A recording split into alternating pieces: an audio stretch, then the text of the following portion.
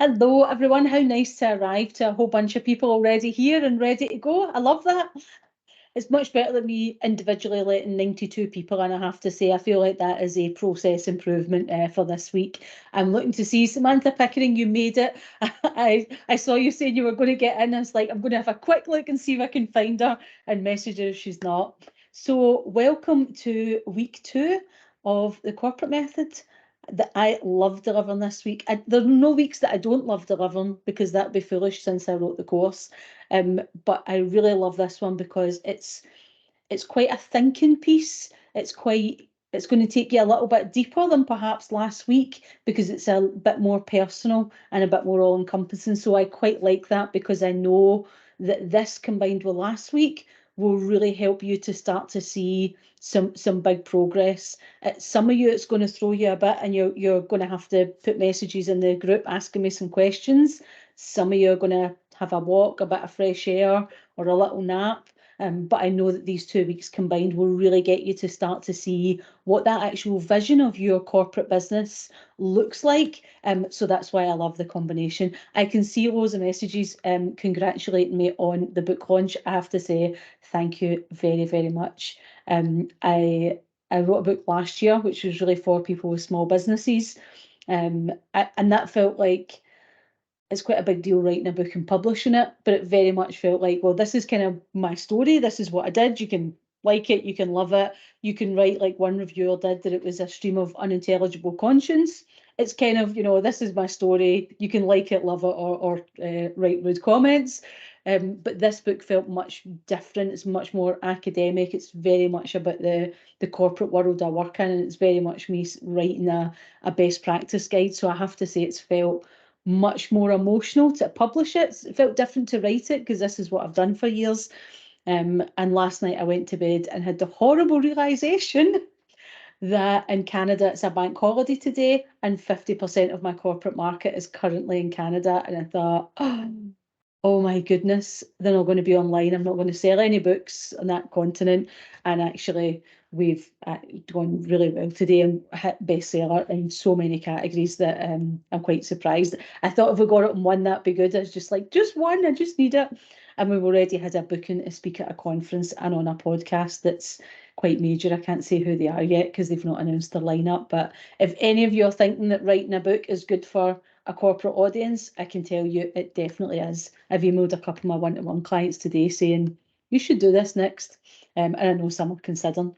But anyway, we are not here to talk about me today, which is a subject I could talk about endlessly if you hadn't figured that out. We're here to talk about you and what's happening in your business. So if you wonder why I'm bobbing about, I am getting the slides.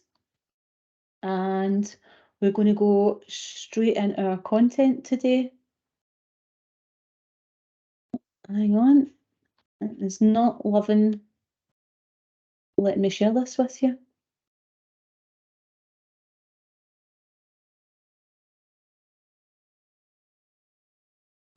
This is a bit odd. I have to say that I'm on Teams all the time, and I normally don't have a problem sharing any content. We have changed a lot of the settings to let you all be able to come in, and I'm doing that. Just give me a little second.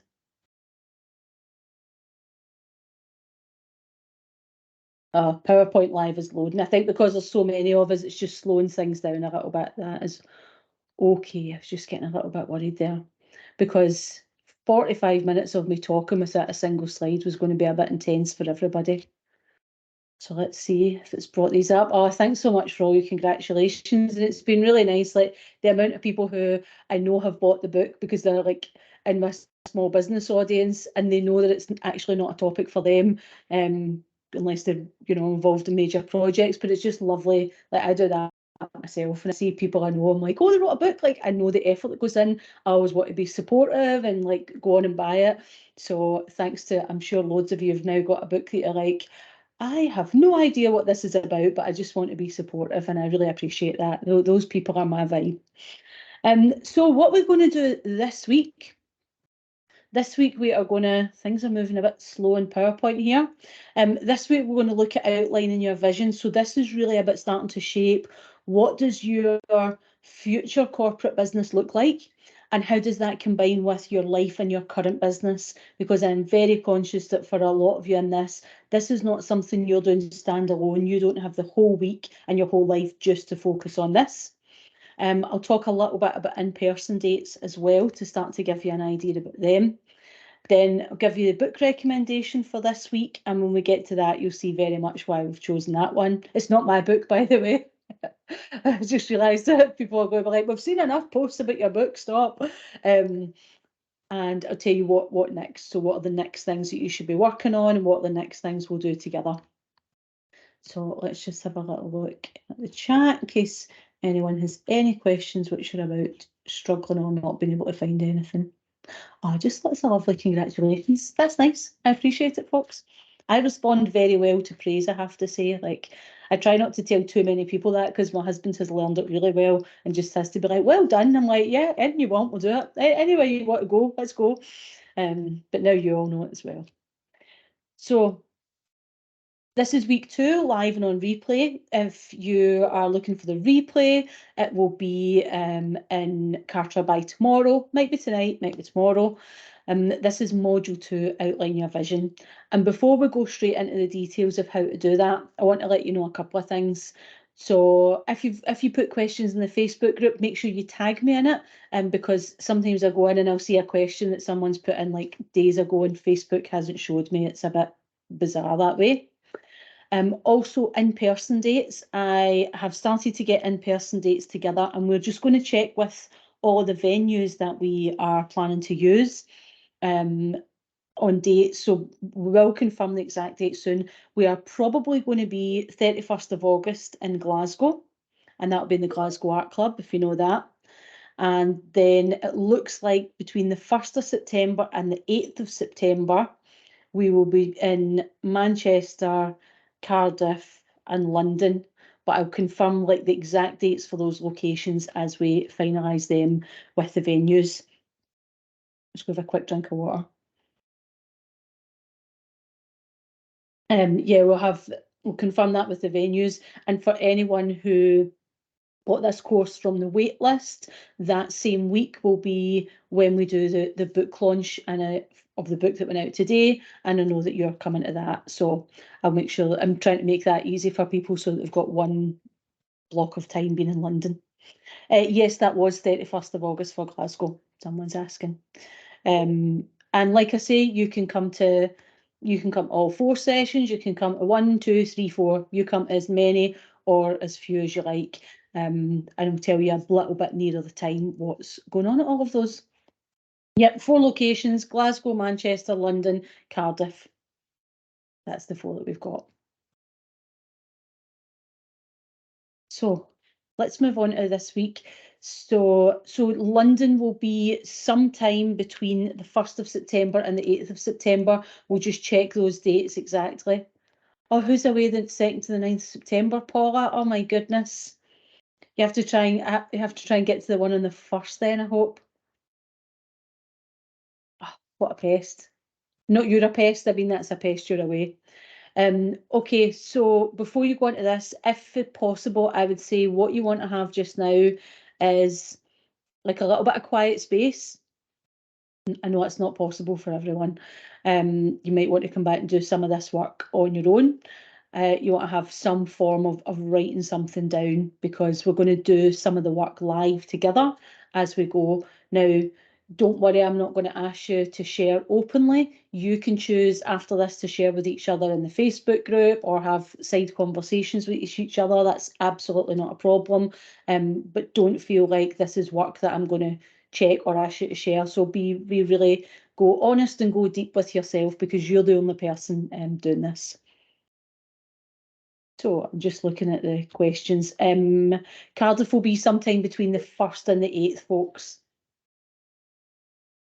So let me just move this on.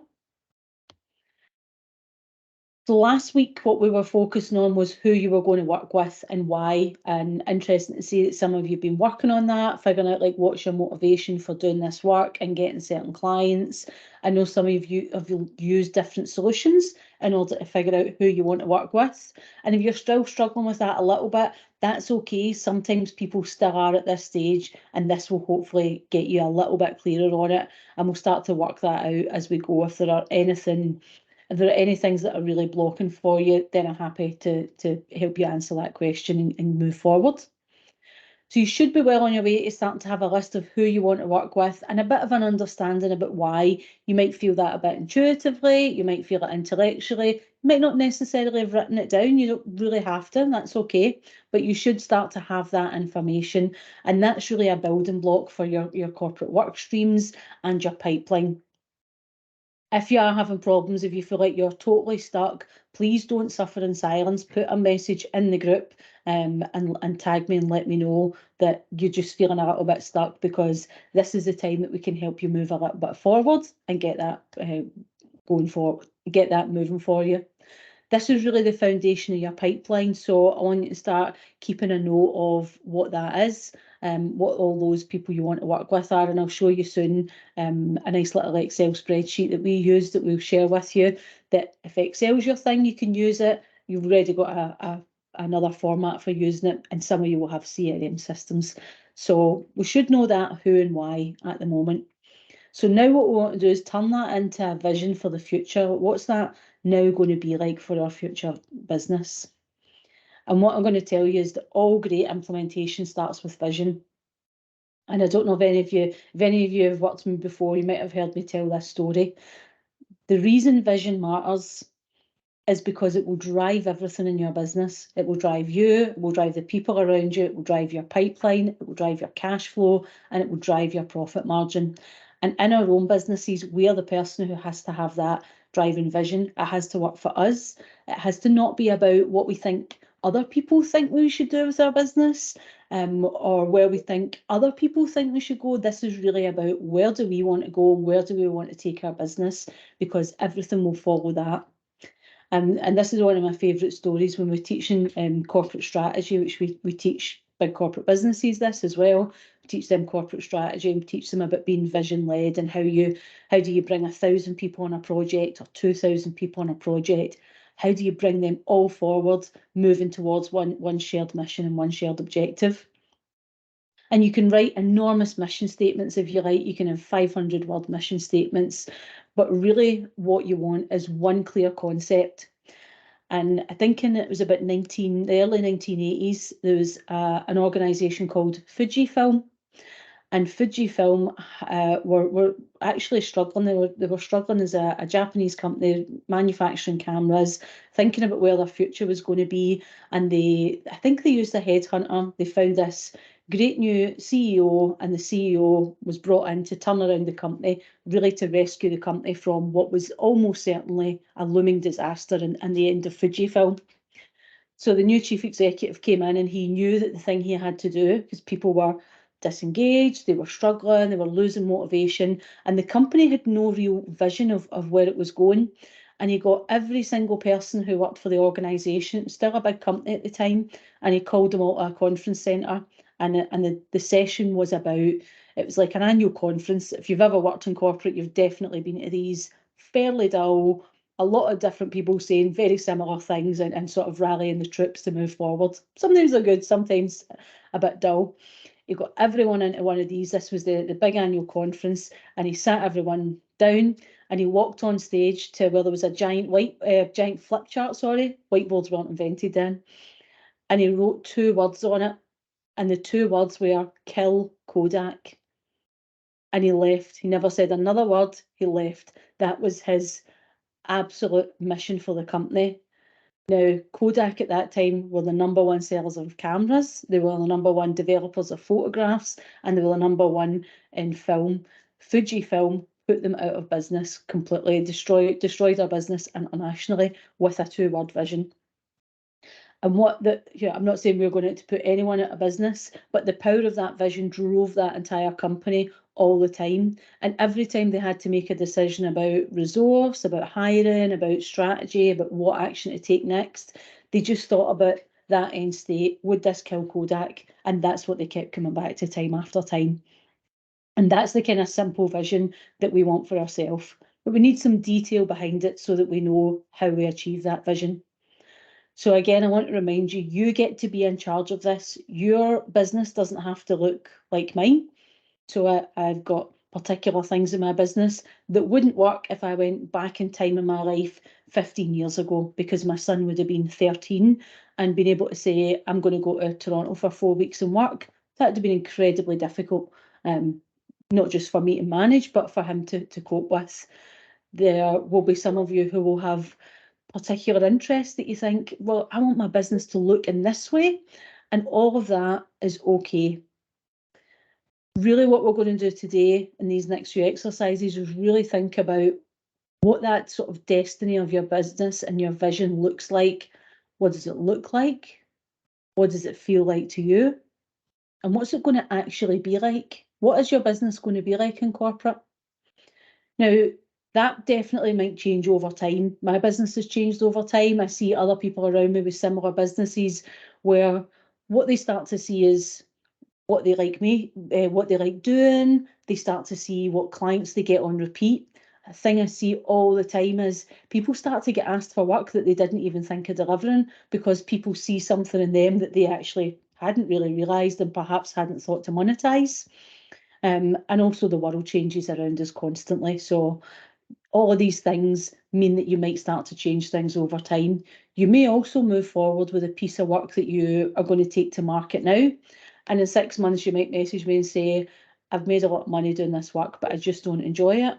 That's fine. Again, you really get to change it as you go. So don't feel too much that at this early stage, because some of you are at an early stage, some of you are already doing some corporate work. Don't feel like the decisions you make now are so wedded to that overall vision that you can't change them. The vision is important. You get to change your vision if you have to, and you get to change the journey to that as well. I'm just going to have a quick look at the questions here. Fiona is asking, do you need to create a brochure and you haven't defined your offers yet? No, not yet, Fiona. Some people have been doing this a little bit longer, probably because they're either in free groups that I've got, or they're my membership, or they were already doing this work on their own. So some people are in a different place just because they started at a different time on their own journey. There will definitely be a point where, I'm trying to think which week it is, week 5, I think it is, or week 6, we'll be looking at what materials you all need to create and what's right for which businesses. So don't worry if you are feeling like, well, I don't know if I should do that because I haven't decided yet, because that's going to come. Today we're going to look at what your offers are likely to be, do the work to get you started. Just checking other questions before we move.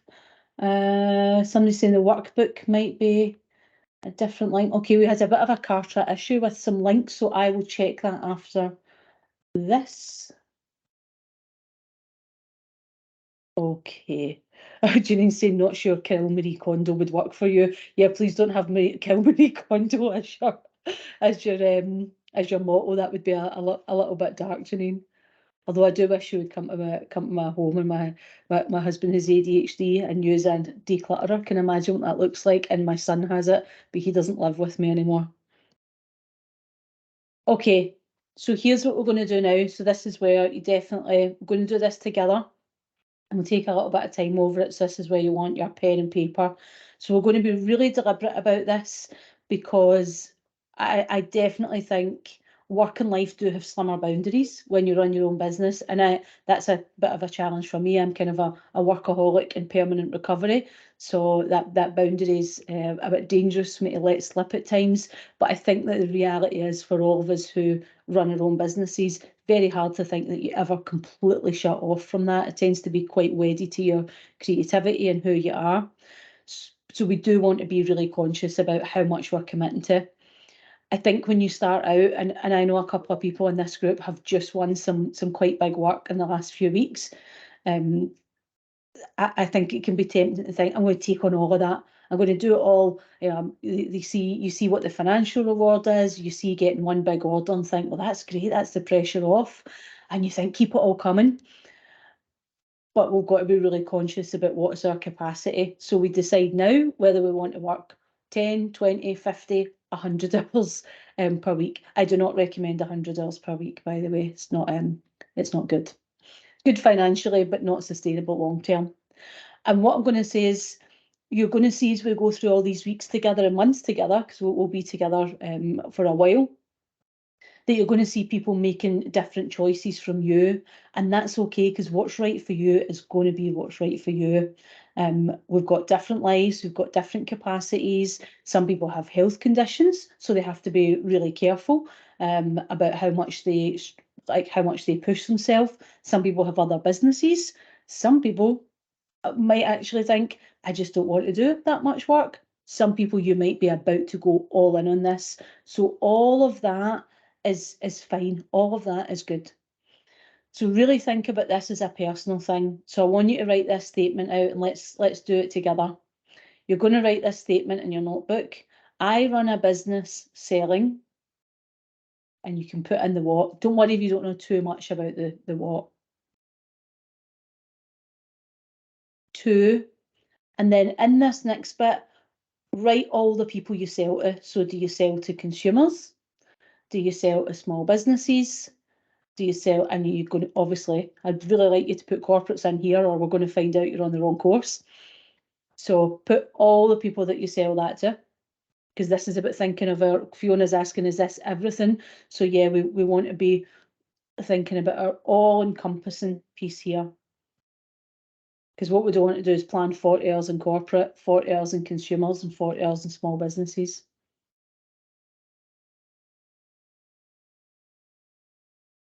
Now, thinking about all those things you sell and all those people you sell them to, your next statement is, my turnover is, and write in what your turnover is. Now, this is where you're going to be in your ideal position.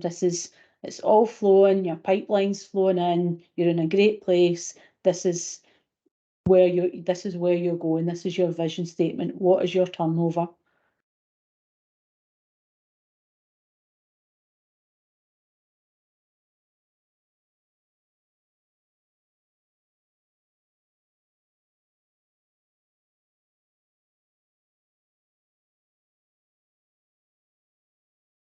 Okay, someone's asking turnover. Great question. So your turnover is the amount of revenue that you generate. So the amount of money that comes in, sometimes called gross, sometimes called turnover, sometimes called, trying to look and see where you're at, America. So it'll be the amount of revenue that you generate in a year.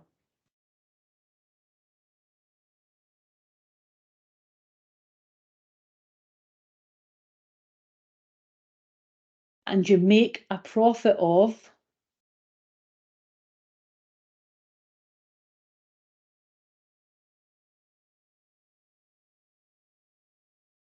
write down what your profit is. From the amount of revenue you're generating, how much profit do you want to be making from that?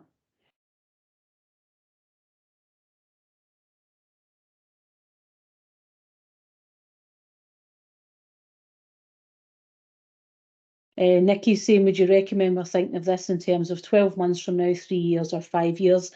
So I would say it actually depends. It's a great question, Nikki, and it depends a little bit on what type of thinker you are. So I would plan this for 3 years ahead, but people who live more in the now, and I think of a couple of people I know in this group, 3 years is like a lifetime away, so they might want to plan for a year. It really does depend. You could do it in 5 years. I think 5 years is actually quite difficult to plan when you're a small business and you're adding a new piece to your business. Let's see. So Helen's saying, I'm not sure what my cost would be for corporate work, travel, etc. How do I do it? Work it out. Don't worry too much about that just now. Just keep it a little bit high level, because if you knew you wanted to make more profit, you would either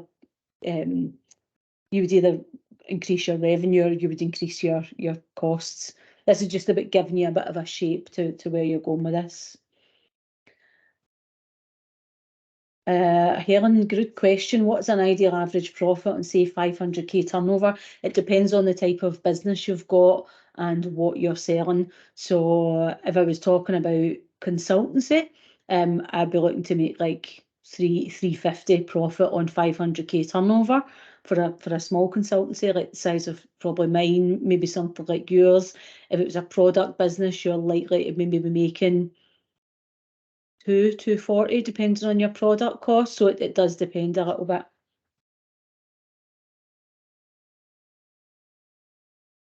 Laura's asking how much we should be take-home pay we should be aiming for. Let's come back to that because that's a slightly different question. Happy, I'll get to your question in a wee second because let's just work through each statement in a second and I'll answer that one about have a life of.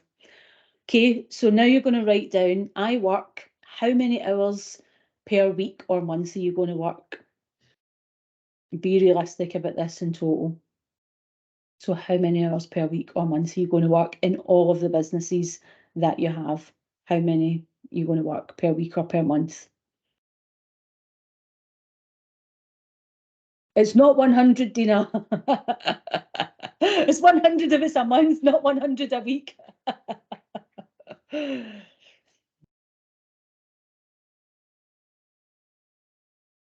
That's all right, Happy. You're allowed to get excited and jump ahead, but I don't want to go all over the place. So good question, Laura. Yes, on all aspects.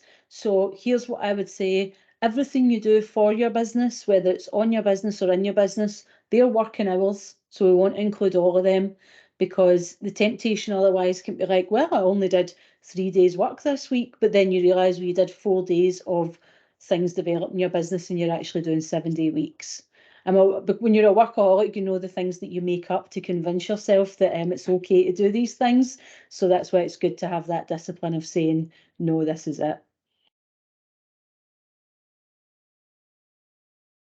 So if you're working those amount of hours per week or month, how many are you working weeks per year? So that's your next statement. Write down, I work, or it should be, I am working, how many weeks per year?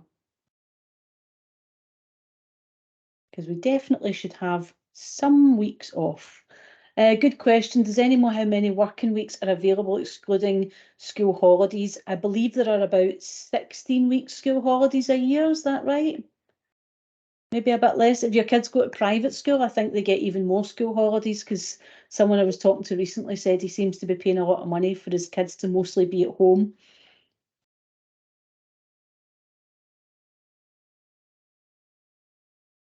Also, you're new to the school routine, you want to build your business around that, yeah. My mother actually is a teacher and she said every time teachers complain about wages, they get more time off rather than extra cash. So it's just more time when you spend more money because you're not at work. Okay, now we're going to look a bit personal. We've got some of the logistics, so we know how much we want to earn, how often we want to go to work. I feel what about myself? This is a positive word. Okay, we're going to write, I feel what about myself? And what I love most about my business is, and that's probably going to be connected to your why you want to do this.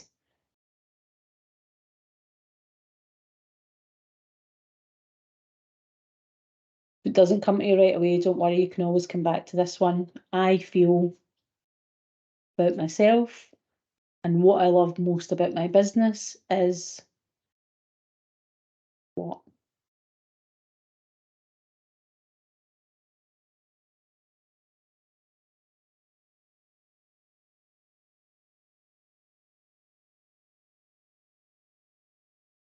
Okay, next statement is I have a life of. Now, when you're in this ideal state, your business is running, you've got well-paid corporate work, you've got whatever other businesses you've got, and someone says, what is your life like? What are you going to have a life of? Is it wealth? Is it leisure? Is it freedom? Is it excitement? Is it adventure? Travel? Is it peace? Is it rest? Luxury?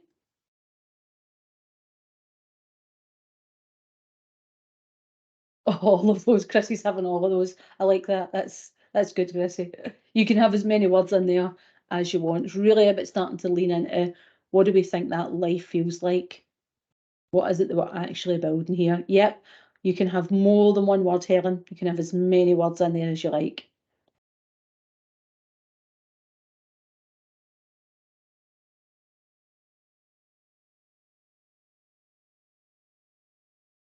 I think when I left my corporate job to build the business, I thought I am going to have a life of no more of this nonsense, which was the reason that I had left for. But you get to have a positive framing of it. You have a life of what? Lucy says she's loving this, it's getting you all excited. Lucy, every time I see your posts on social media, I'm like, I want a Lucy event. I want a party like that. Laura's gone for a life of happiness, financial freedom, and generational wealth. That is lovely. I like that. You are very welcome, by the way, to share your statements in the chat and share with each other. You're also very welcome if you feel that it's personal or a work in progress and you don't want to share. But you're very welcome to put your statements in there. I like Laura's. And she's throwing it on her pillow as we speak. Lovely. Happiness, financial freedom, and generational wealth. I'm going to speak to you in a little minute about wealth, speak to all of you about it in a second. Okay, and I spend time doing, what do you spend your time? Sorry, I've missed a bit. And I spend time with. Who are you spending your time with? It's allowed to be you, by the way, if that's what you want. Who are you spending your time with? And what are you doing? James has got, I have a life of luxury and I spend time with my family doing experiences. That sounds superb. That sounds absolutely superb.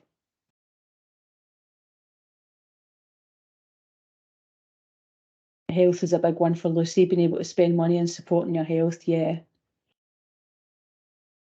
Health and wealth are so interchangeable, aren't they? We've had some stuff in the last few years in our happen in our family that we've had to pay to get people access to healthcare because it's been critical.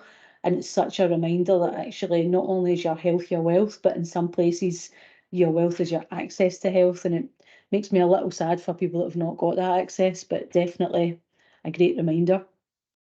Okay, let's see what else people have got.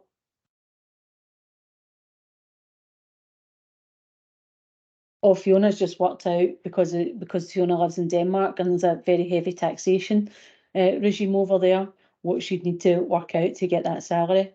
Yeah, and that's why we want to start with knowing that numbers, because if we want more to take home, we know we need to either increase the profit or increase the turnover. Okay, so Emma's got a little blocker going on, but you're going to sit and process it. Yeah, do that. Like, and some of you, I would say what will happen is you'll go away from this and the answer will come to you, or actually you'll do a bit of thinking. And for some of you, actually, it will change over the course of this as well, because you'll be going on that journey of seeing what is possible. Julia's Gomez, I have a life of peace and ease, and I spend time with my boys, having adventures. I like that. It's nice. Life of peace and ease. I always say I would like a life of peace, but I have never actually done anything to actively build a life of peace around me. So I'm not sure why I keep saying that. Okay, last sentence here. The things I most love about it, and it means your whole life now. The things I most love about it are what and what. So last two words in this statement.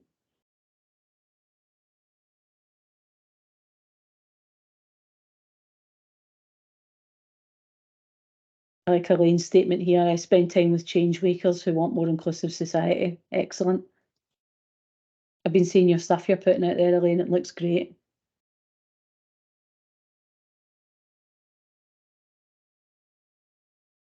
Okay, feel free to add them in here. These are really nice. So that's the last statement. So just have a read back over that yourself. So you run a business selling what? To whom? Your turnover is what? And you make a profit of what? You work how many hours per month? And you work how many weeks per year? You feel what about yourself? And that must be a positive word, must be a positive word. all worthy of having a positive feeling about yourself.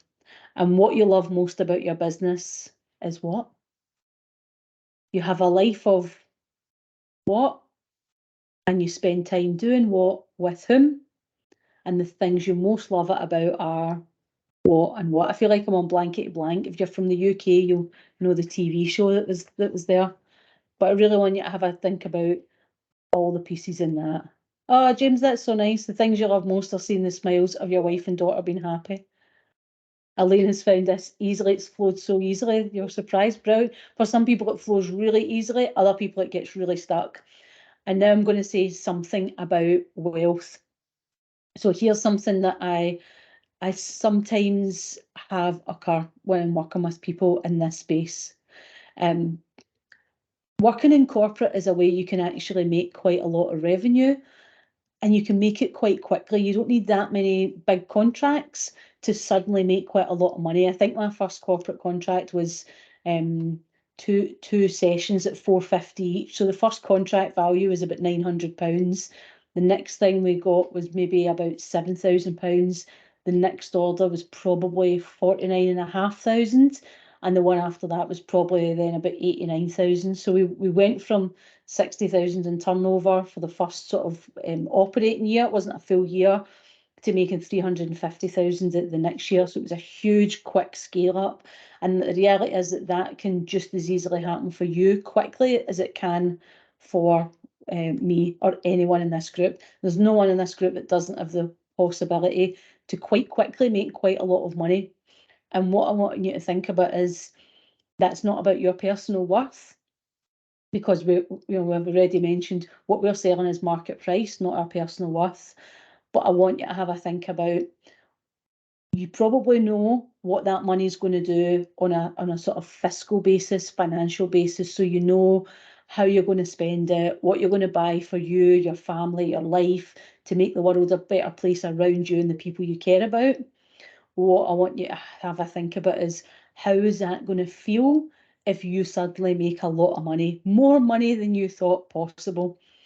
Because I see a couple of things happen, and I'm not going to name people or clients, but I've had a couple of things happen where someone has got a really big order and they've not signed the paperwork, and they've let the paperwork lapse, and they've messed the client about.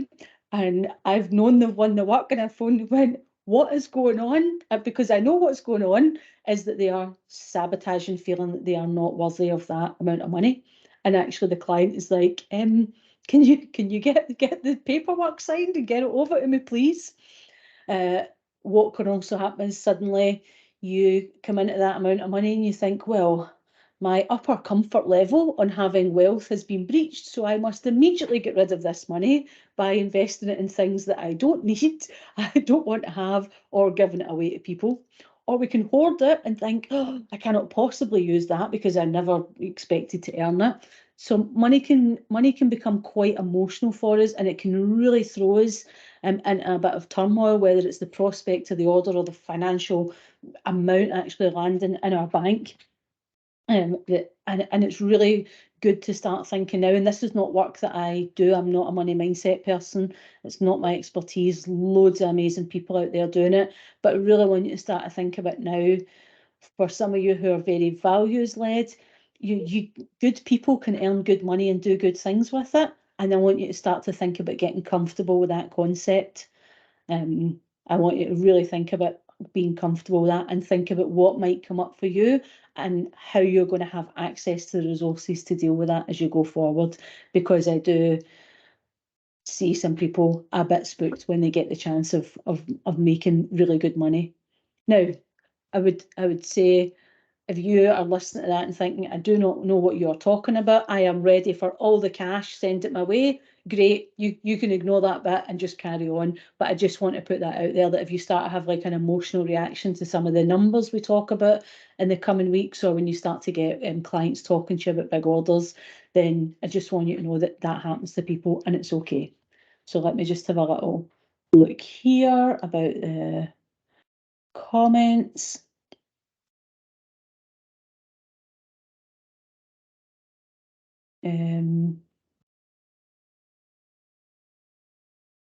Roberta saying, do you need others to help doing training to make that kind of money? Well, I think it really depends on what you're doing. You don't necessarily need other people to make. I think the year we made 350, we did have some associates do work with us, but I probably can, if I was thinking about my own business, I could hit 250 to 450 at a push on my own without any associates. Now I would need my team like running parts of the business, but it depends how much is we're prepared to work. I don't have much other commitments in terms of family commitments. I don't have young children. My health is pretty okay. So I don't have a lot of things that necessarily limit my time.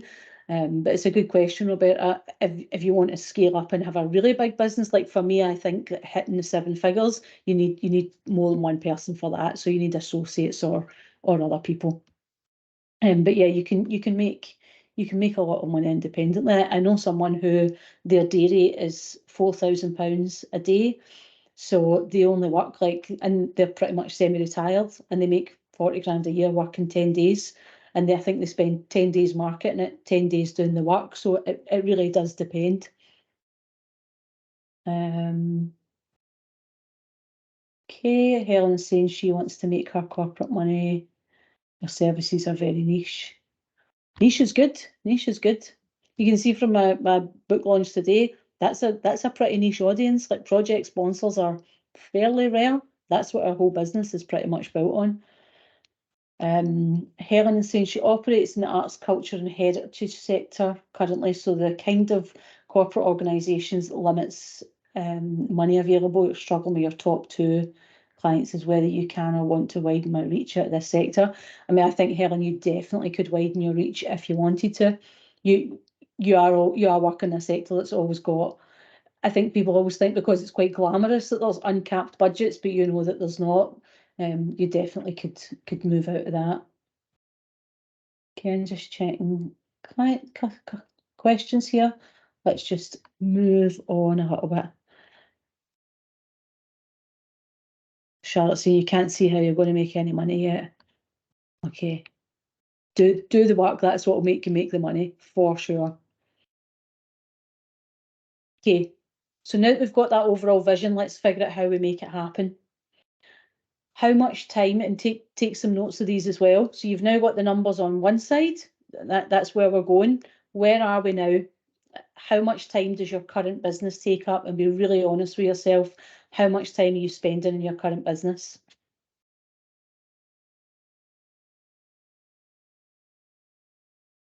And how much time are you going to dedicate to the corporate side? I can tell you there will be a direct correlation by how much time you spend on doing the corporate work and how much corporate work you win.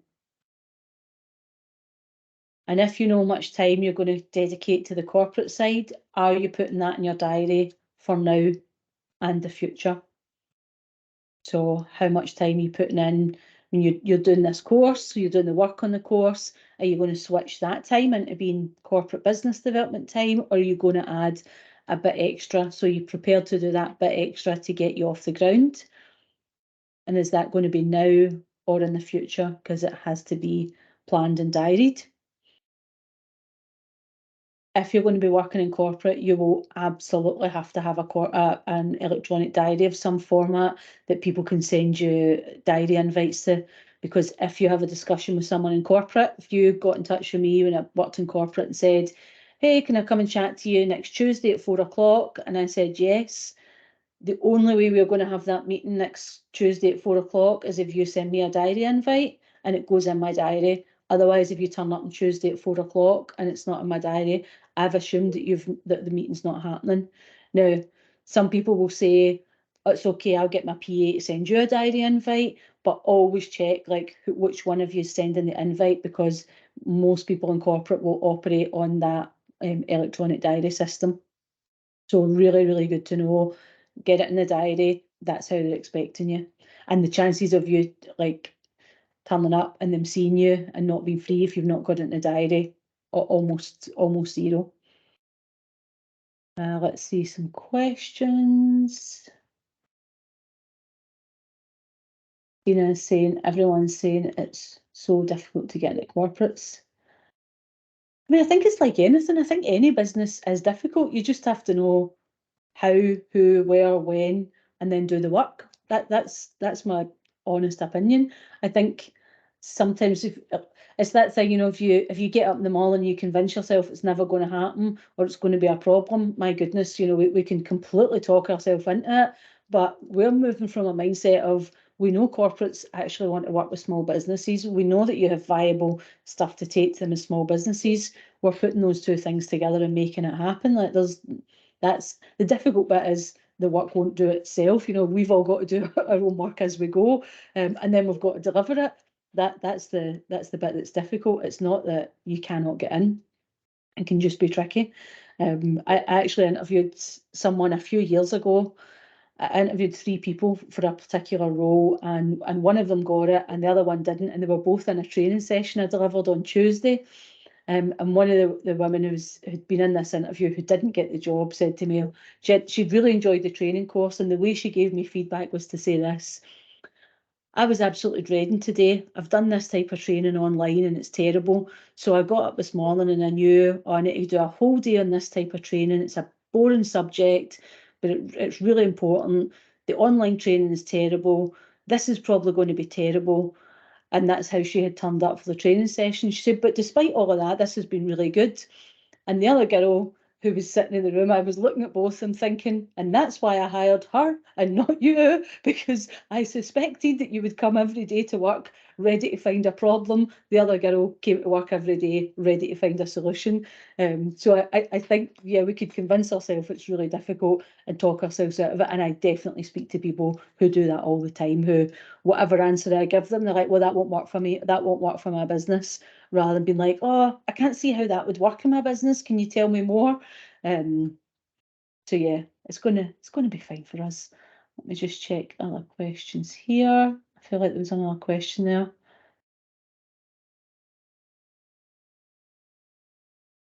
Cara's asking, would I recommend approaching with a membership initially? No, I wouldn't, unless you're exceptionally well known. I wouldn't recommend leading with a membership. I would recommend leading with a smaller commitment from them that they can get to know you and your services first, for sure. Sharon's saying you run a training business, which is part of sensory processing. I think it sits customer health and well-being. Is it possible to sell that? Yeah, definitely. Definitely, especially as organisations are really trying to be much more adaptive to neurodiversity. And the reality is that probably looks like a bunch of mostly non-neurodivergent people sitting in a room thinking, what must it like to be neurodivergent and how can we adapt the business to do it? And then struggling to find resources to help them do it. So if you're in that space, there's definitely a space for you.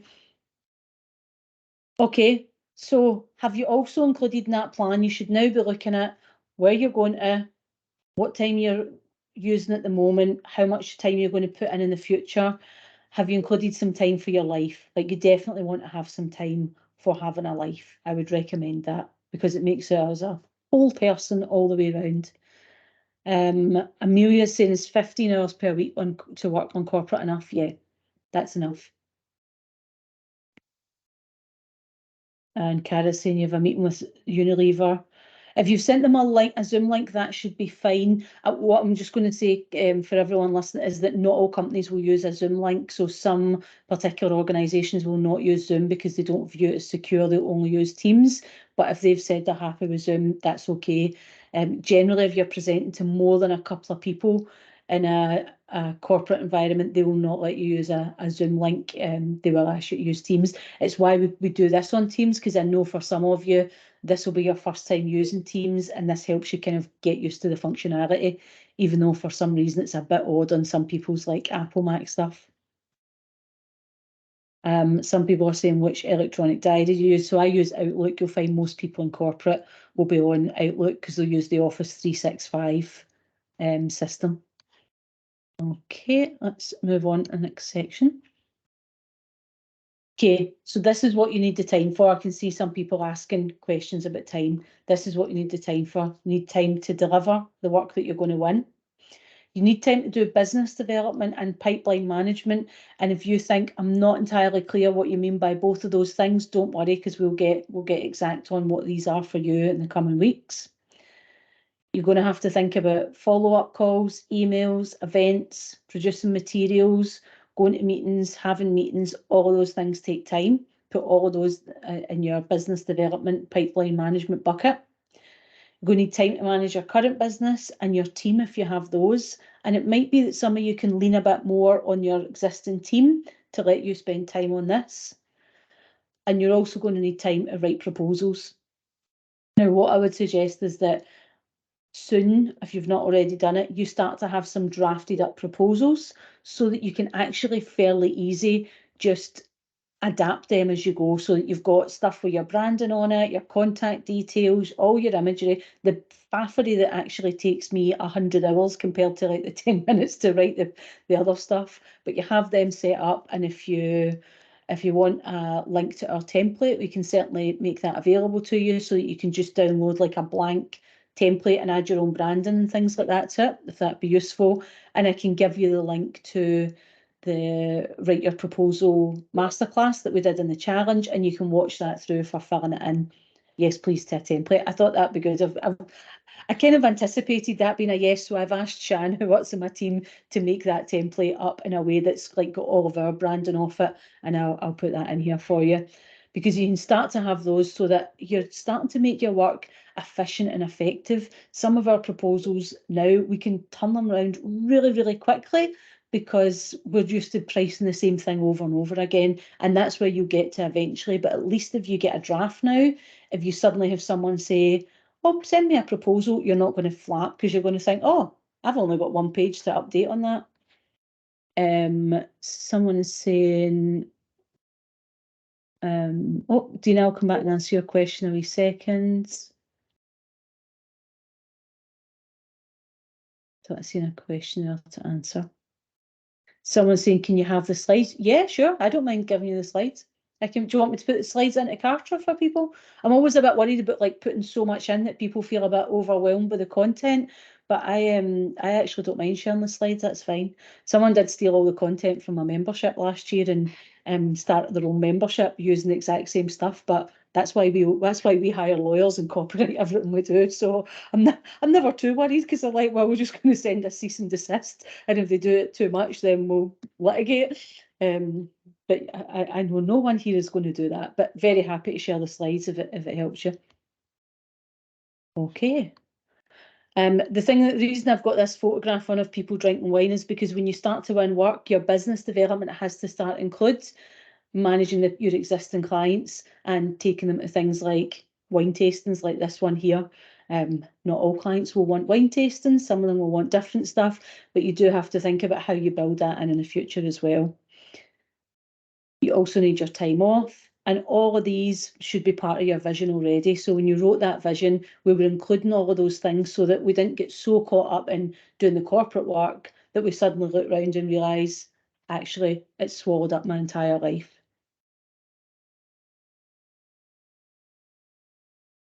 Okay, just down here.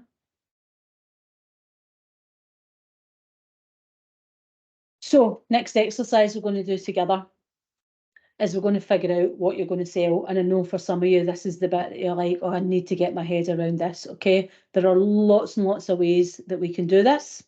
So start with, and I'll just keep a little eye on the time, start with spending a couple of minutes. It's not going to be a couple of minutes in real time. You do it in your own time, it's a couple of minutes. Start with writing down what's your list of services or products that you currently offer and that you plan to offer, and include everything that you put for consumers, small businesses or corporates. Because you can share these lists in the Facebook group if you want me to comment on whether anything that you currently sell to consumers or small businesses is marketable in the corporate environment, because I know some of you might be a bit uncertain. So write all of those down.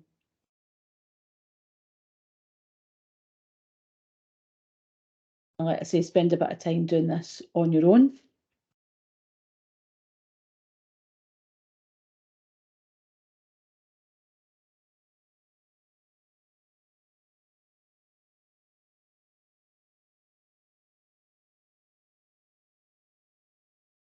Yeah, Helen, I would say don't start a proposal until you know what services you're going to do. But you could have you could use our template to at least put your branding and things like that on it, so you feel you've got started. So once you get that big list of everything that the services, products that you currently or plan to offer, put the circle around the ones that you think you want to offer to corporates are. And then just do like a little bit of a check, because sometimes it's easy to think, oh, I know what will sell, and that's the thing you want to push forward with. And it's actually not always the thing you enjoy the most or is the most profitable. So have a think about, do you actually enjoy those services? Because there will be so much that you'd be able to take into this marketplace that I just want you to have a think about, is that what you feel you should be doing, or is that something you actually enjoy doing? Because your passion and your enjoyment will come across much better, A, in selling it, and B, in delivering it. And remember that if there's something on that list if there's something you want to add to that list, you put that on the list. This is the time to start adding in anything extra.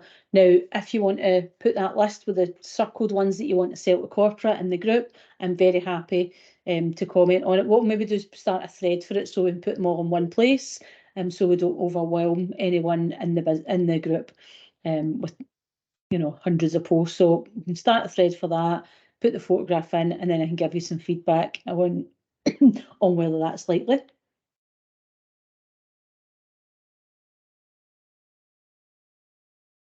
Yeah. And then what you're going to be thinking about as we start to move forward, I want you to start to think very much in the corporate language of, these are the three things that you're going to sell. A choice of three things, this is the language they'll use. Goods or products, so that's physical items such as Dom Perignon there. And some of you do have products in here. So a subscription box would generally be in that products category, although some of you will offer additional things in it that fall into services. Works are activities that are physical things such as building, assembling, repairing, plumbing, joinery, anything where you're physically going in and doing something like that. And then services are any professional services, so coaching, training, consultancy, everything along that whole spectrum is in services. And some of you might be like, I already know this, but for some people who've not been in that corporate environment, you might not know that when it comes to things like procurement lists and meet the buyer events, that they will quite often use this language. So I just want you to know which category you're in. If you're goods and services, that's fine.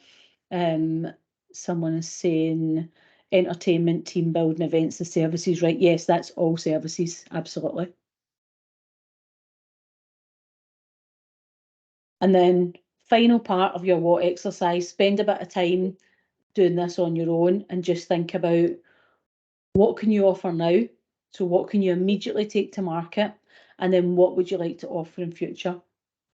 And we'll come back to your future list a little bit later, because we'll talk about developing new offers for a new market, because that's diversification of both your customer and your market, and your offer, and that's a little bit more difficult than just taking something new and a new audience. So go back and do this when you've got a little bit of time on your own. And if you're getting a bit stuck, if you think, I'm not really sure, I've got a couple of ideas, but I'm not sure, really lean into thinking about, what are your skills? What is your experience? What are your qualifications? And remember, not everyone in corporate has a degree. I spent years in corporate before I had a degree. And one of my favourite bosses ever, who was an amazing guy, used to always boast about the fact he only had one O-level. He was running like hundreds of millions of projects, massive teams. He was extremely well liked. And he would always boast about his one O-level. I can't even remember what it was in now. But yeah, not everyone has a degree, so you don't always have to think you have to go there. Think as well about the work you're motivated to do. So if I think about someone like Elaine, she is totally motivated to do work that is about making the world a more inclusive place for people with disabilities. You don't have to have a mission that's so specific, that might not be your personal passion, but if you think about what are you motivated to do, that's a good way to think about it. And then you might want to start thinking now about, if you're going to go into a particular field, is that going to look like a workshop? Have you got a methodology, an approach, or a framework? Is there anything that you use now with consumers or small businesses that you think might be adaptable? Start to have a think about those.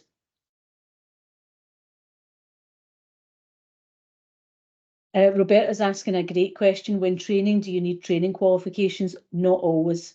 So if a corporate is asking you specifically to have an adult learning qualification, they will generally ask for it up front. Lots of people do not have. I mean, what you'll find that when you start to get a reputation, you start to go in and do work, you'll find that a lot of corporate training is they found a person somewhere in a team who has done a thing and thinks that they're really good at training, and they like to do like 95 PowerPoint slides and talk to people for 5 hours on them, and that's called training. So you'll find that actually sometimes you're replacing people because you're bringing quality to that. But yeah, I would say you won't always need it. There will be certain things that you might need it for, but that should be obvious from the start.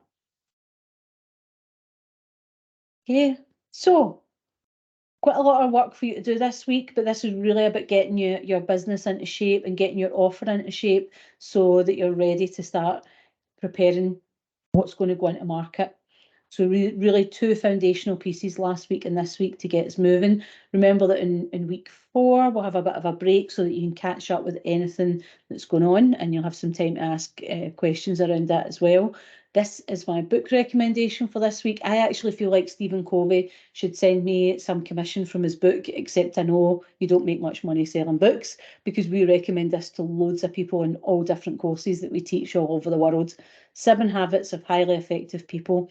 And the key learning from this is everything that we've been doing today. Start with the end in mind and work back. Little note as well, remember that you don't always have to buy all the books. Libraries always need our help, and authors do get commission when library books are borrowed. Perhaps you didn't know that. Amelia's asking what book. It's the book called 7 Habits of Highly Effective People by Stephen Covey. Really, really popular book in leadership development, strategy, personal development, and management. Very, very good book and great habits. And the one that's relevant to this week is that start with the end in mind. I should get an affiliate link on Amazon, someone was saying. Yeah, I should do that. I always think that if people think you make money from it, maybe they would have less value, but this book's so well known that I think that would be fine. Yeah, it's not a quick read. I would say it's a book to dip in and out of rather than necessarily read start to finish, but really good concept. That's what we're doing now, is we're starting with the end in mind. So I'm just going to do the last slide because I can see we've got a few questions, but we're just hitting time, so I can do the questions after 5.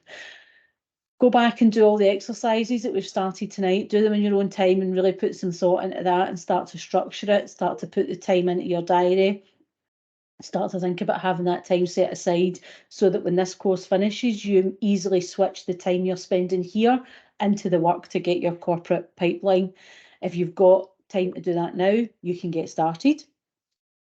Remember, again, this is conceptual. You're not stuck with any of this. I'm not checking your homework and saying, hey, I seen that you said 12 hours and I see you only doing 10.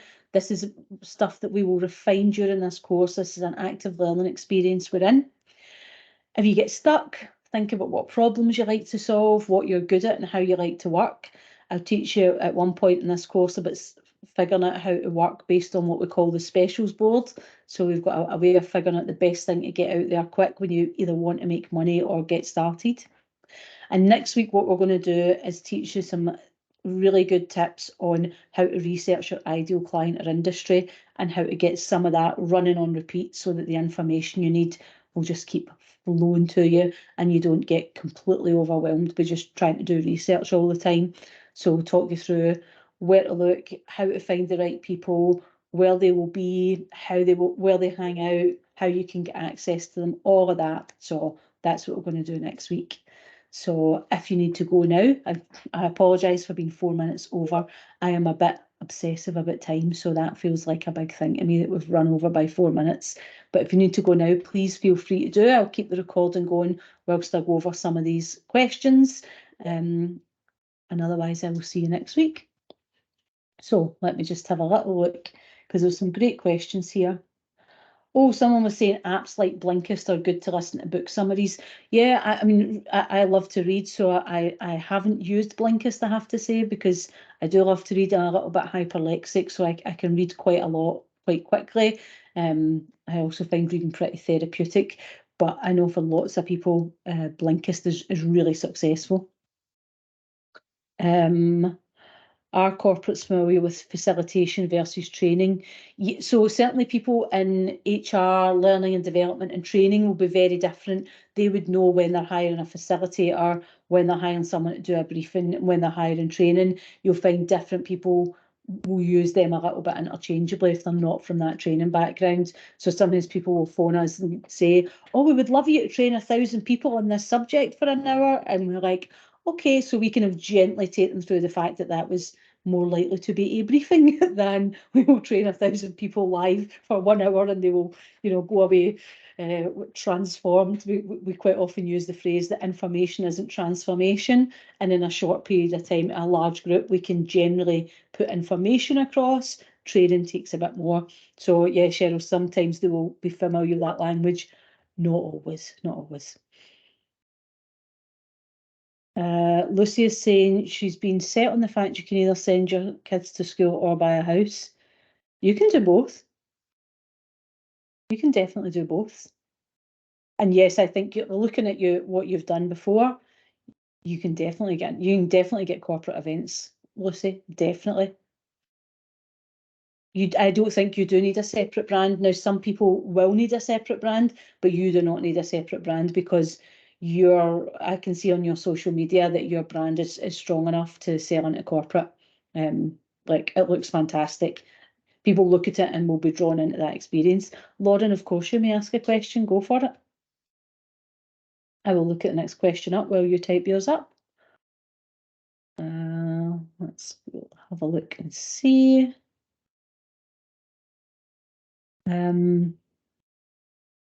Do I have a job description for a VA to work on the corporate method? I want to have a VA, but not sure what job responsibilities would look like. I'm not. That's a good question, actually, Amelia. I haven't thought of that, but I probably don't have a job description for a VA to do that.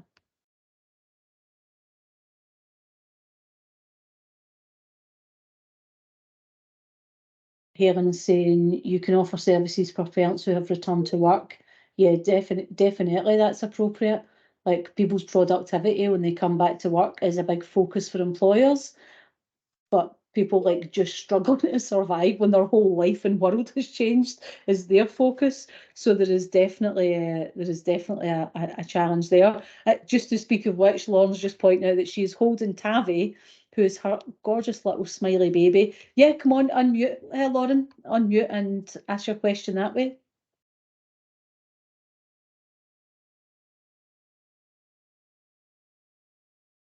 Just looking for Lauren to unmute and come on live.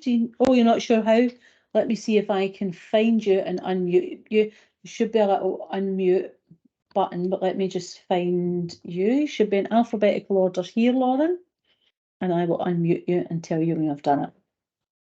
And Tavi is most welcome to join in.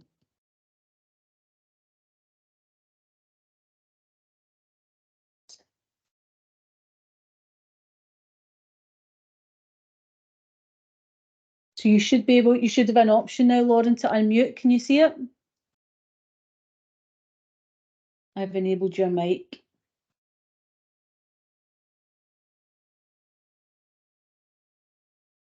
But I now can't see chat, obviously.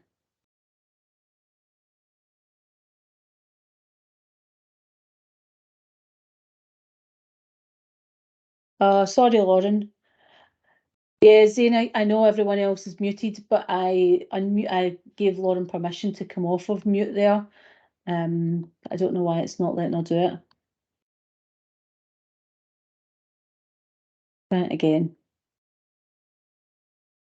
She does have a very cute baby. That's a shame because you'd have got to meet Tavi. Yeah, you can pop it in the group and I'll answer it tonight. I'm going to go in and answer some of the unanswered questions from Friday. Okay, so Emma has got a question saying, my question overlaps some of the others being answered. I've spent time researching and coming up with a start of a list, but not getting very far. I've been looking at locations, size of group. I can work with up to 12, as well as values, employees, wellbeing, and B Corp. Should I focus on industry rather than just size of company, values, and location? Yeah, if you're struggling, a good thing to do is pick like one particular industry that you know you would love to work with, and then we'll show you next week how to research some of them, how to do it like by industry. But yeah, definitely just go for it. Pick where you know you would love to work. If you feel like you've gone through those avenues and it's not got you a big enough list, because you definitely want to increase that. Katie's question is, my mic stand is right in, my webinar stand is right in front of the questions here to fix that. So Katie's question is, my business to consumer services are largely one-to-one nutrition and lifestyle consultations with a focus on reproductive health. I prefer my corporate work to be more online courses or e-learning. Can we think about creating new services that we don't currently offer? Yep, that's exercise too. Think about like what new stuff you might bring to market. You probably wouldn't actually create them until you knew that interest was there and contracts were up and running. Also could use some inspiration as to what else you could offer. What is there a corporate thirst for regarding employee wellbeing? Okay, great question. I would say at the moment there is a corporate thirst for anything that will keep people in work, because people are hemorrhaging staff. Anything that will help facilitate hybrid working. Hybrid working has proven a huge wellbeing challenge for employers. A lot of employers really, really struggle with that. So if you have a wellbeing offer that helps with that, definitely. What I would say is you can certainly think about online courses and e-learning.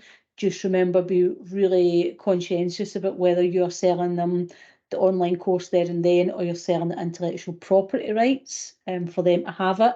And if I give an example, if someone asked us to do an online learning course that was, say we charged £5,000 to go in and deliver it, if they wanted us to sell them the intellectual property rights for that so that they own that and they can do what they want with it forever, and that we can't recreate that, we'd be looking at selling that for close to 100,000. So huge difference in scale. So just have a think about that, Katie. Yeah, huge demand for corporate wellbeing at the moment.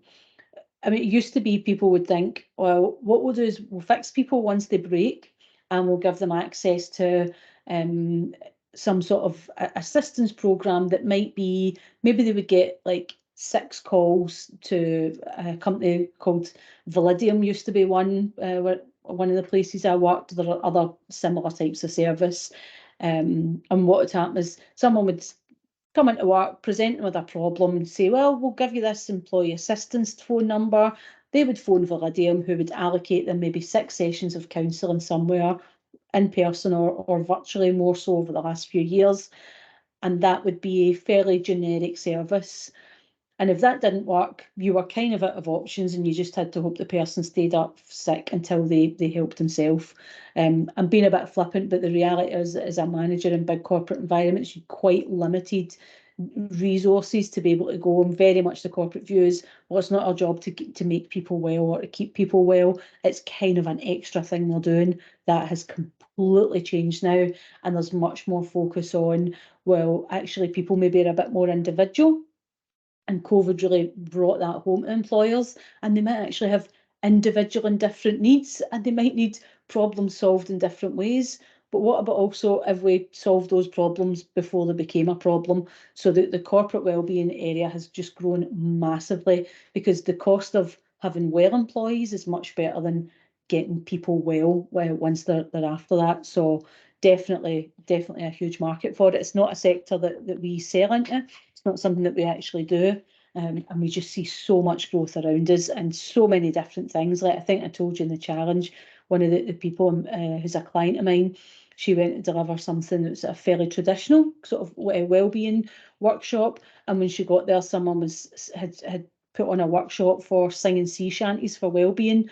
Like, if you can sell, I cannot say this sentence, if you can sell singing sea shanties for wellbeing, that sounds like a sea shanty in its own, to corporates, you can sell anything for wellbeing. As long as you're not going to breach anything sort of morally or ethically, I reckon you can pretty much sell anything into the wellbeing sector.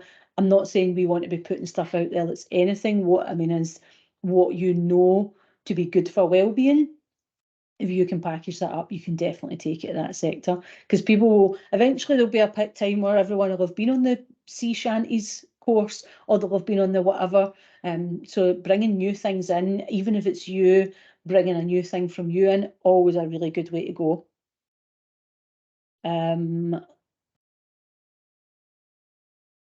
Yeah, let's just look at other questions here. Do I think the rail, this is from Emily, do I think the rail and construction industry are open to one-to-one coaching and consulting for their non-PC but revenue generating players? I know it's behind, but I've had resistance with promoting drives on women and diversity.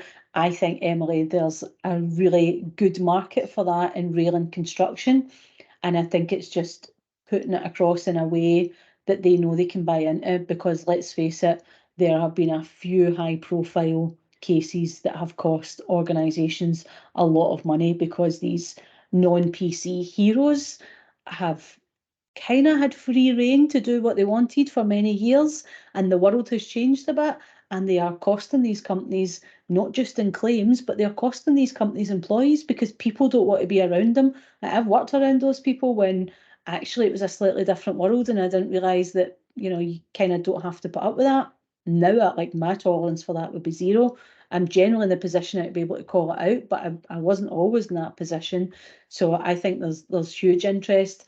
I think you want to come at it from a really strong perspective and think, what is your offer you're taking to them, and where you want to go is not just HR, but into some of the senior managers. Like, if I think of someone like Andrew Haynes, who's the CEO at Network Rail, he would definitely have an interest in an offer that you took to him that was aimed at stopping the brain drain, because his problem is senior, capable women leaving his organisation. And there will be other railheads who'll have that challenge. And yeah, definitely, I'd say it's probably a bigger problem in some of the contracting sector than the consultant. It is a problem in consulting at times, but certainly with some of the big contractors, I would look at speaking to some of them. But yeah, you want to be really specific about what you're offering. And let me know if there's anyone you want me to introduce you to, Emily. That's not in conflict with what we do. We do offer some coaching, but we pretty much coach major project sponsors, so there's no conflict. I'm very happy to introduce you to people. I would say, in fact, a good place for you to get involved in, Emily, would maybe be speaking to some of the people in the employee networks, because that would be a good way in. And some of the people in Women in Rail. I can't introduce you to anyone in Women at the Rail at the moment for a particular reason, but I should be able to in a couple of weeks. Jilly is saying, your website's been directed towards the consumer and slightly different niche. Is it a good idea to start editing it now so it's more corporate friendly? And are there any guidelines? So we'll do a session. It'll come up when in a few weeks. We'll be doing a session about if you've got corporate materials, like what it should look like, what it should say, what's the terminology. General guidelines, I would say, are when you're selling to corporates and not consumers, you're selling a business problem. And I think we'll cover that next week. We'll cover there are only 4 main business problems that you're ever solving, and we'll talk to you about how to make sure that you're talking to the right ones. You don't necessarily need to completely change your website. You might want to have a different page. You might want to just have a bit of separation. I don't always see it done that well on one front page, but I saw it on Chrissy Kelly's web page, where you go on and she's like, it talks about what her solution is for people, gives you 3 solutions, and then what about for businesses, it gives you 3 solutions. It's one of the most eye-catching ways I've actually seen it done. So you can always go and have a look at Chrissy's website, I would say, because it immediately, I was like, oh, I know exactly what this woman does for people and for companies like that. Not everyone's business is going to be able to articulate it that way, but it was really crisp. And it's like, I sent her an email saying, in fact, Chrissy's here, isn't she? I did to send her an email saying, this is good, because I thought, that is so good. Okay, let's have a little.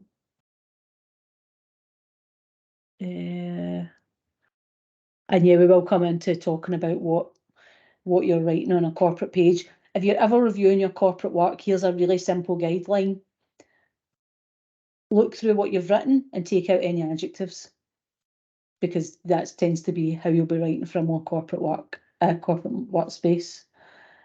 I'll have a little look here. So Nikki is saying, your vision is big. Good. I like big visions. So you want to sell stress management, relaxation techniques, meditation, mindful living and burnout prevention, training to consumers, small businesses, corporates, medical profession, NHS and universities. Love that. Also want to take my Zen days into school because I want to support mindset and relaxation practices to our little people and help to build resilience from an early age. I love that. I've had feedback from a couple of different business coaches to say my vision is too big and broad. I know it is and want to do it all. Can you let me know your thoughts? So, I mean, that's huge. That describes a big company serving a lot of people and serving them in a lot of different ways.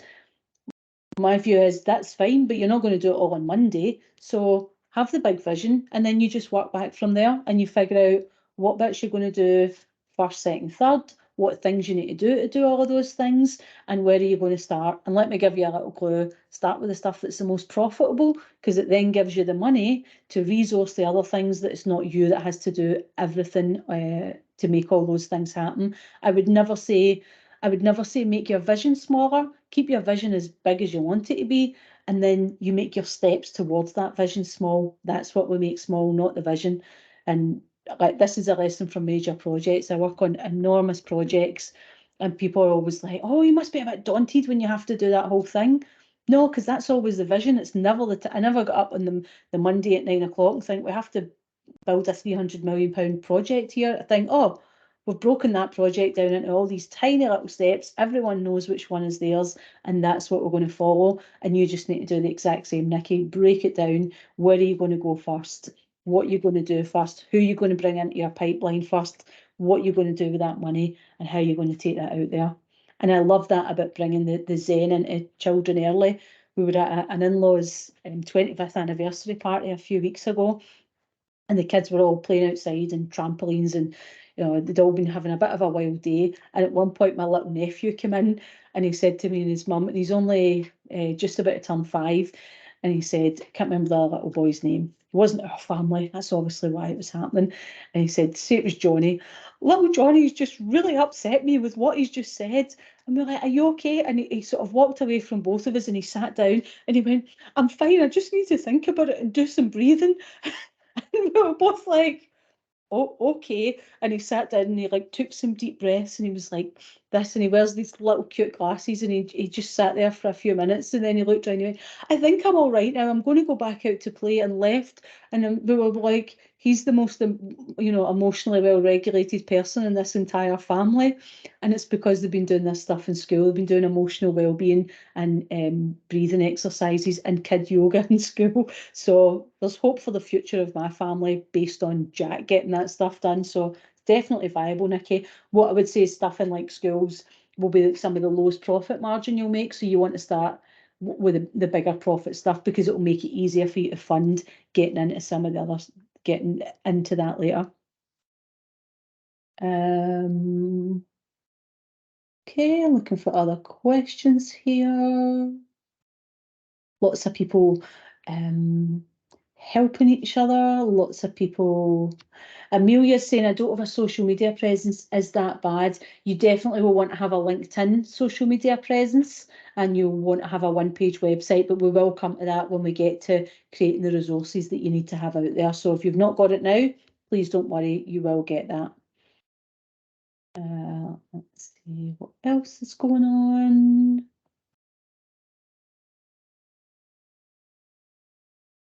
Helen saying she always feels more positive after these calls. Me too. I actually get quite energetic from training, and I've been up since really early this morning because we were launching the book, and it's been quite a busy time. And I've said to my husband, I've done quite a lot in the last few years. I'm just looking over all that and thinking, what am I going to do next? And I could see from his face he was thinking, sit down and have a wee nap.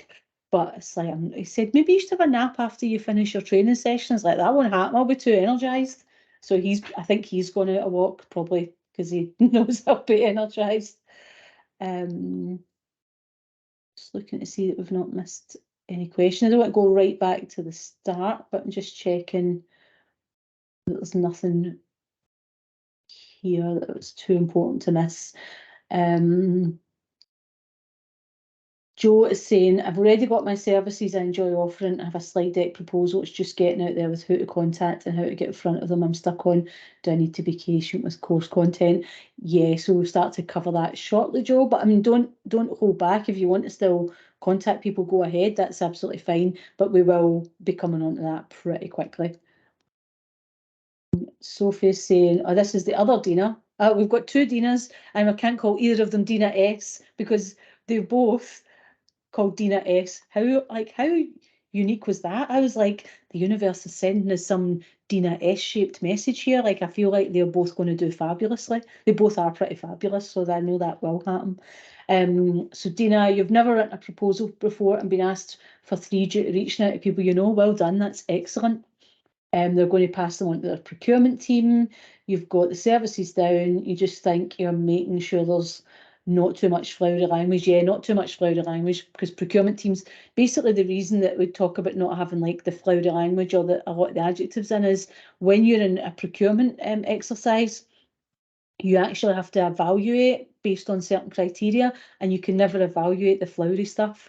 You can never evaluate adjectives. We'll talk a little bit more in detail about how when something you've got is a very sensory experience and how you need to keep the adjectives in there. But in general, they can't evaluate that. That is great. I would get your proposal done and get that over to them, Dana. That is really good news. We know that people have been doing really well with this proposal format because it's a simple way of laying out your information. And yeah, definitely have your bio on a page if you're fairly new to them. If it's a client we work with on repeat all the time, we don't put it in. If it's new clients, we always put it in and we have it as a 1 page.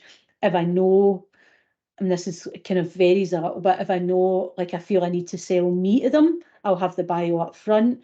If I feel like they're probably bought in as a company and I need to sell services, I'll lead with that and put the bio further down. So it just depends what you feel. But yeah, have your bio in.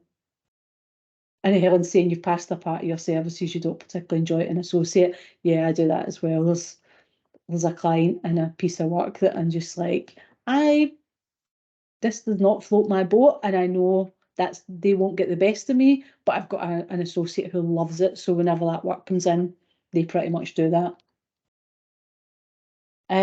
Cara is asking, what do corporates generally pay for therapy coaching for their staff? So it depends, Cara. It depends on whether they're buying in sort of generic coaching, and it depends on the level they're buying it for. So they will spend more on basically exec and senior leaders than they will on buying for, you know, if they're buying for 10 exec leaders, they're going to spend more than they're going to spend on more per person than they would spend on, say, buying 500 people coaching, generic coaching sessions. Really, it depends as well on the specific stuff. I think what you're bringing is so specific and so niche, and it's talking to such a particular area that I would almost be offended if they were like, well, we're going to go out and buy hundreds of hours of generic coaching for that. You're answering a particular need and you're bringing specialist skills that you've got, that I think you're looking at a higher price point than generic coaching.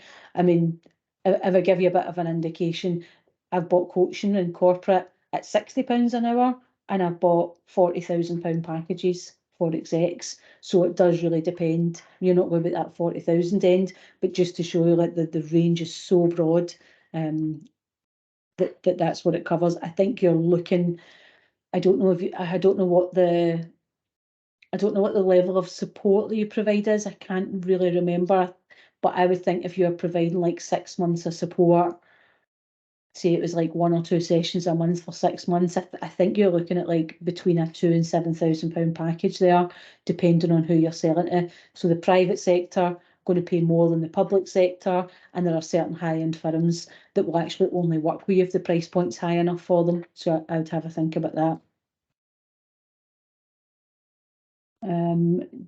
Joe is saying Kartra, it's quite hard to see what's what. Okay, I'll ask Shan to have a look at Kartra.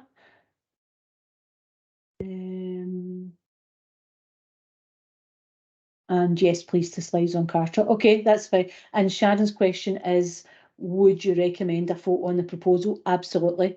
Remember that people identify with people, so you always want to be putting your photograph on stuff.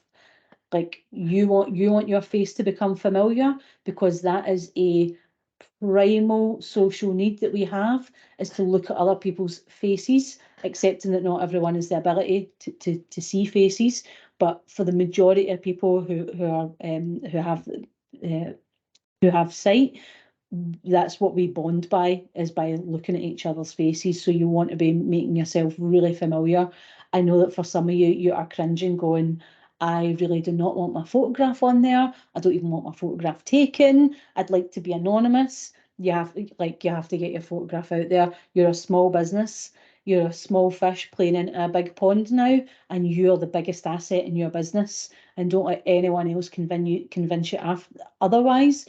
You're the biggest asset in your business, and your face is a massive asset because it's recognizable. Humans' brains are designed to remember faces, to store faces, to look for faces in a crowd. It's why we look in clouds, or we look in toast and we're like, Jesus's face on the toast, it's Elvis's face in the clouds. It's because our brain is familiar with those patterns. It might be Elvis and Jesus's face. I don't know. I couldn't possibly comment, but that's why we see those things, because our brains are looking for faces everywhere. You want your face out there.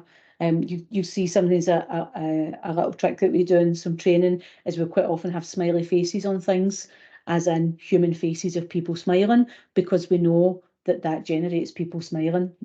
It's just some fairly basic psychology. So I'm sorry for all of you who wanted the answer to be no. Yeah, have your face on a proposal. And I know the reason I know lots of people hate this is because for lots of our one-to-one clients, when we are making up all this material for them, the bit we get stuck on is not the pricing, it's not the services, it's not who they want to work with. It's when I say, send me a photo of yourself, and they're like, I will eventually. And it's the one thing I can't help fill the gap. I can't sort of do an artist's impression of them. So I know that it can feel quite personal. It's why I also recommend work with someone who's a photographer. I don't particularly love having my photo taken, and I'm a bit of a show off, and I don't particularly love it. But when I've worked with someone whose job it is to make me feel comfortable in front of the camera, the photo quality has been great, because I'm just stoting about with nice clothes and your hair done, and then I'm like, oh, I've got 30 photos that I don't actually mind being put in print of me. And remember, we'll never be as young as we are now, so get those photos taken now. I think we've just about got there. Oh, hang on. Dina is saying, do you think I will really find people to work with me because I use horses in my personal development programs? It's quite niche, even though we are CPD accredited. Dina, for you, I think there's going to be a real interest in that, because one of the things that you can use as a hook is the fact that people are getting out the office. So for those companies that are like, well, we're struggling with all this hybrid stuff, you're presenting them with an experience for somewhere that they can go, meet up, do their team building. The CPD accreditation will be huge, because if they can get that, remember, everyone who works in corporate will quite often be a member of a professional organisation. They need to do, I think I need to do 30 hours or 50 hours of CPD every year for every accreditation I've got. And that means I have to do those hours and log them and present them. If I could go and do that with you, Dina, that would be I'd be quite chuffed at that. But like, well, that is better than going to another webinar, another workshop. So definitely, I think you can. And I think you should focus, Dina, on the big organisations that are close to you in the first place. So you're near some really big organisations, handy for them to get to out of London or out of Milton Keynes. I would start with them, because they've got that real local feel as well. I think that is just about us. Fiona's saying she's getting better at time management. She's going to stop faffing. Good. A bit of faffing's okay to amuse ourselves, but we don't want it to get in the way of us making money and doing business. Then we take time off and do as much faffing as we like. I'm just going to check the very bottom questions.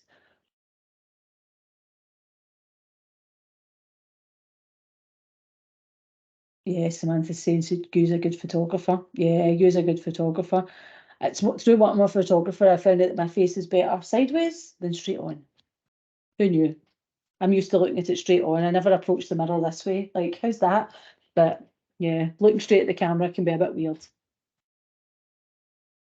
So Roberta's, oh sorry I've missed this, Roberta, you've asked this further up. My service was for help the individuals with menopause in groups or individually. Should I also look at offering training to managers to help manage menopause in the work? Yes, absolutely.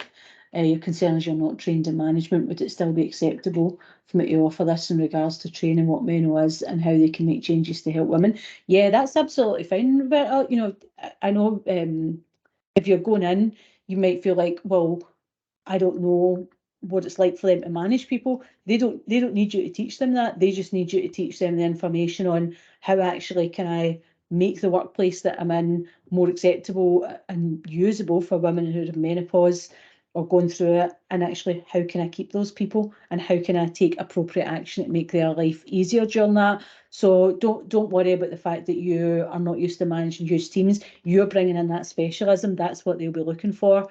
And actually, as time goes on, you'll start to realise that you probably know more than you thought you did, and you'll be able to give them some sort of adaptive solutions on the go. So yeah, I wouldn't worry about that at all. If I was bringing you in as a specialist to work with teams that we've got, it's the specialism that I really want. That it's really that specialism. I don't want somebody who's a generic manager with a little bit of menopause. I want that menopause specialism, because it's one of those things that spooks people when you start to think about bringing it into an organisation and how you might change policy or make recommendations, because you're starting to play around in areas that could affect people's protected characteristics. That gets people a little bit worried. So especially because it's quite new. Before it was just the answer was we'll just ignore it, and if we don't talk about it, women won't talk about it, and it will go away, or they'll go away, and that'll be the end of it. It's a different world that people are moving into when they're actually trying to be like, okay, how do we actually now keep people through the menopause and support them? I think that's all our questions. Just checking to see. Well, thank you very much. That's been another fab week. Look out for Q&A this week. I will do some answers to the questions that are unanswered in the Facebook group, because we had loads of questions live last week, so we just ran out of time a wee bit, because time is the only thing I cannot extend. So I will see you all next week. Go ahead and do all the exercises and see you soon.